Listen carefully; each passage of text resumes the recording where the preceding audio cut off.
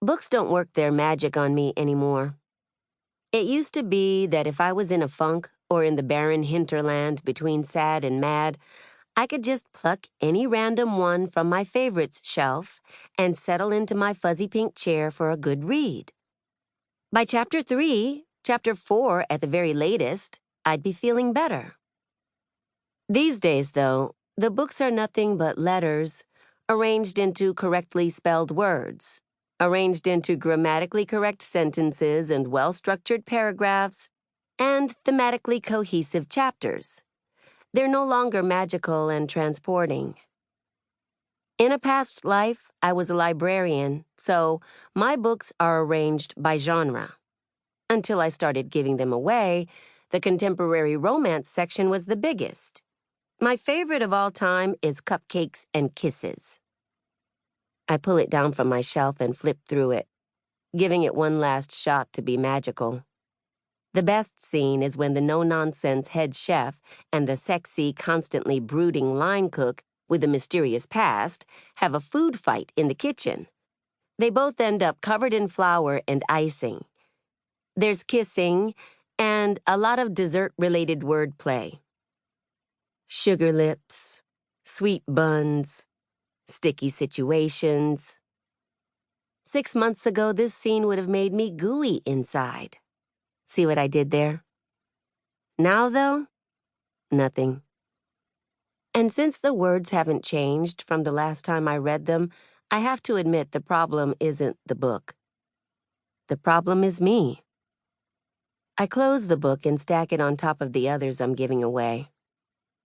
One last trip to the library tomorrow, and all my romances will be gone. Just as I start putting them in my backpack, Mom pokes her head into my room. Her eyes travel a circuit from my face down to the tower of books, up to the 4 empty rows on my shelf, and then back to my face. She frowns and looks like she wants to say something, but then she doesn't. Instead, she stretches out her hand and pushes her phone toward me. "It's your father," she says.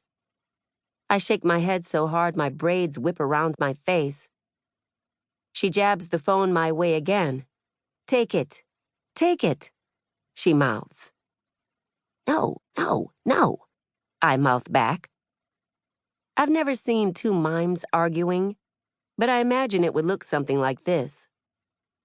She moves out of the doorway and all the way into my room. I have just enough space to dart around her, so I do. I sprint down our small hallway and lock myself in the bathroom. Mom's inevitable knock comes 10 seconds later. I open the door. She looks at me and sighs. I sigh back at her. Most of our communication these days comes in the form of these small exhalations. Hers are frustrated and long-suffering and exasperated and impatient and disappointed. Mine are confused. "Yvette Antoinette Thomas," she says, "how long are you going to keep this up?" The answer to her question, and I think it's a fair one, is forever. Forever is how long I'm going to be angry at Dad. Really, the better question is, why isn't she?